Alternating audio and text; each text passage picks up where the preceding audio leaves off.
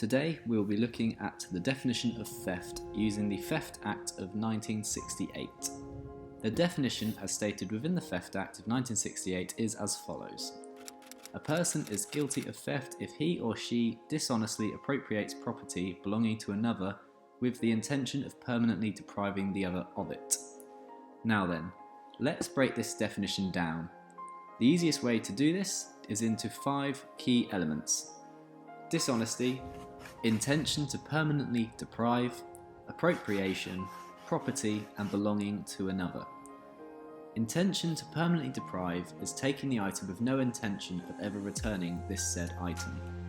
If a defendant gives an item back, he or she cannot be guilty of theft. This was clearly shown in the case of R.V. Lloyd back in 1985. During which the defendant was not guilty of theft when he took a film for a few hours, copied this film, and then proceeded to return it. However, there are areas where this does not apply, which is apparent via Hall in 1849.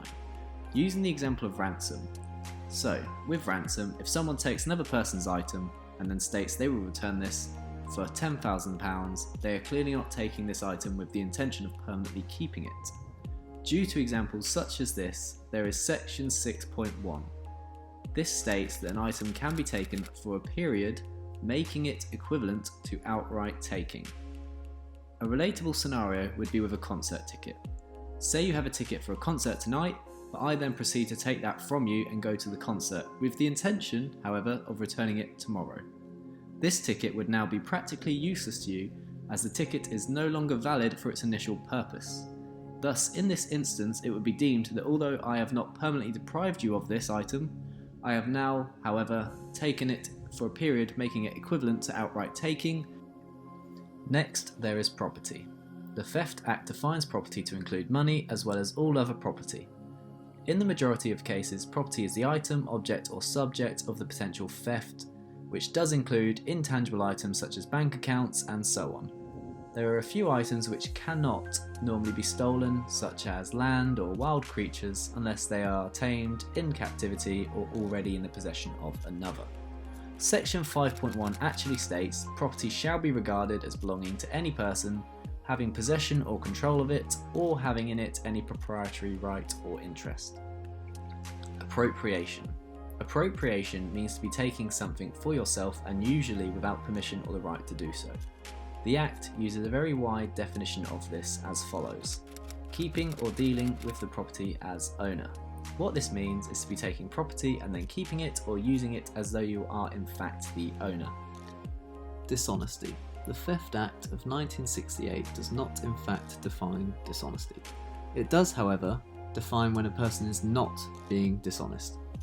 Section 2.1 states that the defendant is not being dishonest should they have the following belief at the time. Belief that he or she has the legal right to deprive the owner of the property, belief that the owner would have consented to appropriation, and belief that the owner could not be located by taking reasonable steps. An example of the latter would be that should you see a person on a quiet street drop a £5 note, then you should return this to them, as other actions would be dishonest, as you can tell that they are the owner. Whereas if you are in a busy shopping centre and there is a £5 note on the floor, then you are unlikely to be able to take any reasonable steps to identify who the owner is, and thus you would not be being dishonest should you take the money.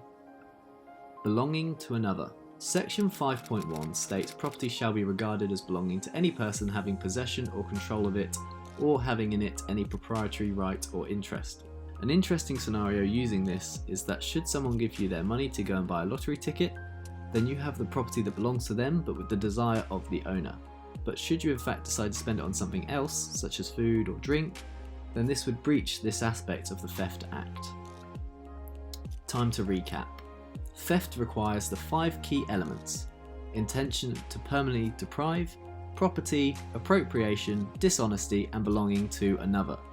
These can, however, be briefly summarised as taking the property without permission, taking the property with dishonest intentions, no intention to return the property in the same state, the property belongs to someone else, and the item must actually be property itself, so it can't be a wild, untamed animal, for instance.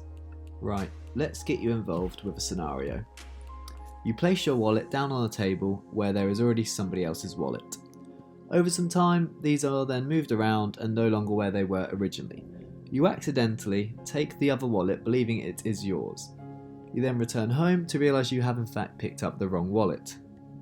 In this instance, would you be liable to theft? Assume you are not planning on keeping this wallet. I'll give you 5 seconds to think about this, and then we'll reveal the answer. Or you can pause the video if you need some more time. If you said you would not be liable for theft, then you would be correct, as at the time you had the belief that the item was in fact yours, and thus you were not acting dishonestly. Should you need to revisit any of the aspects we have covered of the Theft Act in 1968, please use these timestamps. They are the minutes and the seconds where you could find the information.